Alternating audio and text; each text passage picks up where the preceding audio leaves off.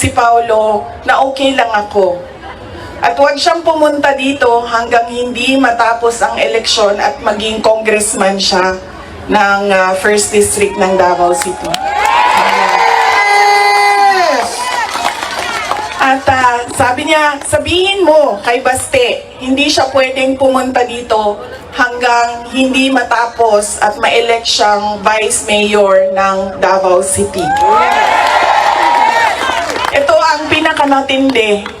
Dahil pinagtatawanan namin siya sa group chat namin. Kaming magkakapatid 4, meron kaming group chat.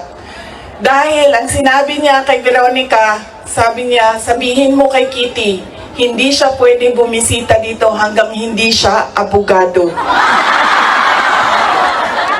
Sabi ni Kitty, grabe ang overacting ni Papa. So ibig sabihin ba, mga 5 years.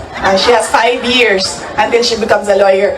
Na meron pa akong 5 taon na bago ako makabisita. Ganon siya kahit na nandun siya sa loob, ang kanyang iniisip, unang-una, yung mga kapatid ko na kailangan magtrabaho para sa syudad ng Davao, yung kapatid ko na kailangan mag-aral.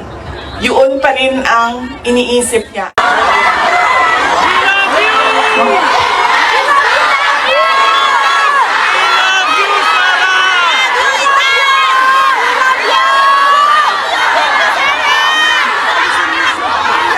Magandang hapon sa inyong lahat.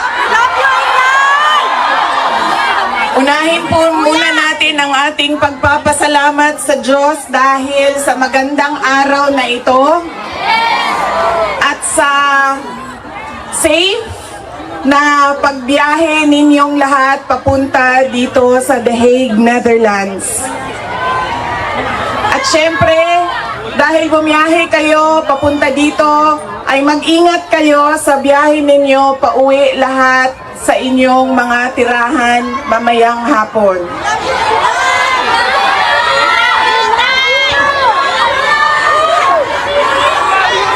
Susunod po ang pagpapasalamat ko sa Dutch Police sa kanilang pagtulong sa atin na mabuo yung programa ngayong hapon na ito at sa pagpahintulot na tayo ay magkaroon ng rally para kay Pangulong Rodrigo Duterte. Maraming salamat po sa Dutch Police and of course sa local government ng The Hague at sa foreign ministry. Ang pwede natin gawin ay i-demand na ipauwi or iuwi nila si Pangulong Duterte. Bring him home! Bring him home! Bring him home! Bring him home! Bring him home! Bring him home! Dahil yun din ang gusto niya. Araw-araw na nandun ako, sa mga araw na nandoon ako, isa yan sa paulit-ulit niyang sinasabi, kailan mo ako mapalabas dito dahil darating ang eleksyon, mag-mayor pa ako ng syudad ng Davao. Bring him home! Bring him home! Bring him home! Bring him home! At yun ang gusto niya. Gusto niyang umuwi. Sinabi ko din sa kanya yon pa. Sabi ko, yung kagustuhan mo na umuwi, yan din yung katapusan ng buhay mo. Magiging Ninoy Aquino Jr. ka. At sinabi niya sa akin, sabi niya, kung ganyan ang kapalaran ko, then so be it. Basta lang mauwi ako sa Pilipinas. Kaya meron man akong worry para sa kanyang safety and security, pero lagi niyang inuulit-ulit talaga, ibalik niyo ako sa Pilipinas. Bring him home! Bring him home! Bring him home! Bring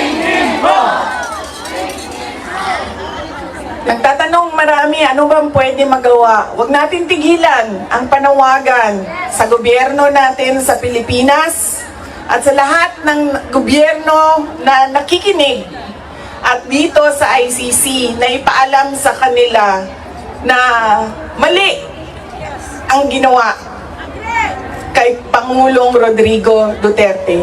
At paano ba itama yon? Ibalik nyo lang siya sa Pilipinas. Ituloy nyo lang yung kaso, walang problema. Ibalik nyo lang siya.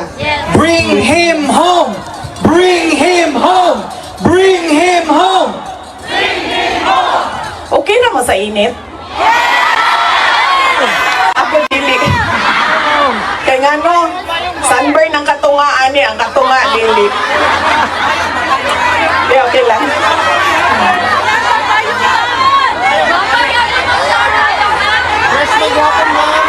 Hindi, okay lang, okay lang. Binuangan lang tamo. Naka-ready ang sunblock diri doble. Okay lang, sir. Kaya di nila makita na ako ang mata kung magkalok ka. Oh. Okay?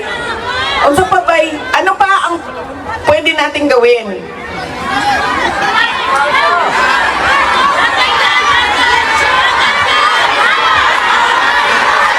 Vicky, just tell us what to do.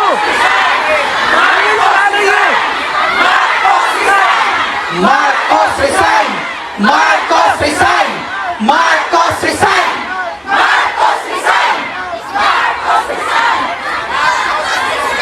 Kayo nagsabi niyan, hindi ako ha. Bukas, suspended na kayong lahat. Nakulong na kayong lahat sa sedition. At kayo, hindi na kayo makakauwi dahil kinulong na kayo dyan sa...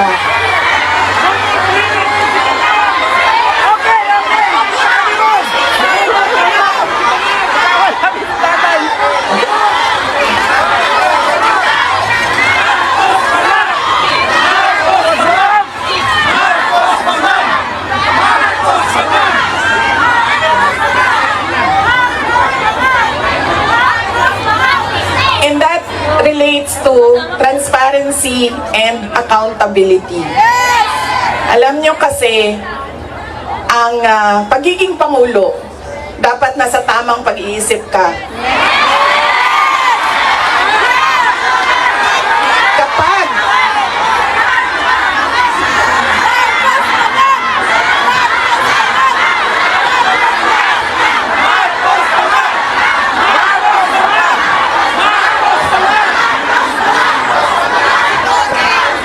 dahil nasa mga polisiya mo at desisyon mo ang kinabukasan ng kabataan at ng bansa.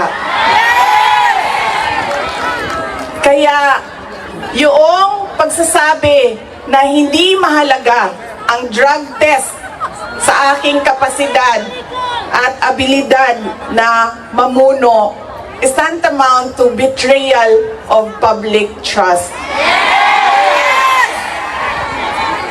Dahil kailangan malaman ng taong bayan na nasa ayos ang iyong decision making.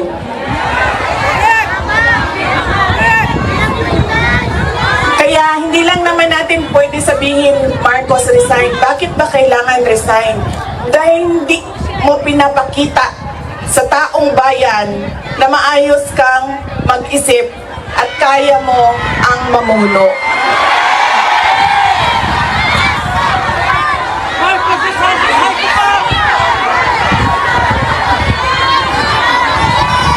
Madaming mga tanong na nasa loob na ng korte.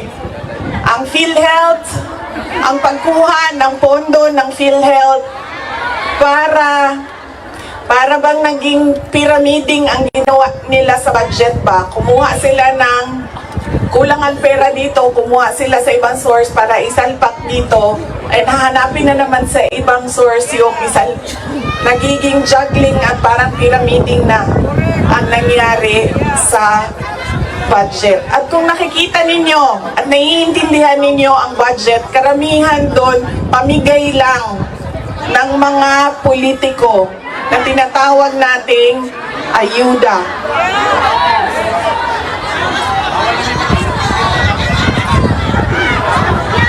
Tumakbo kami sa plataforma ng unity at continuity.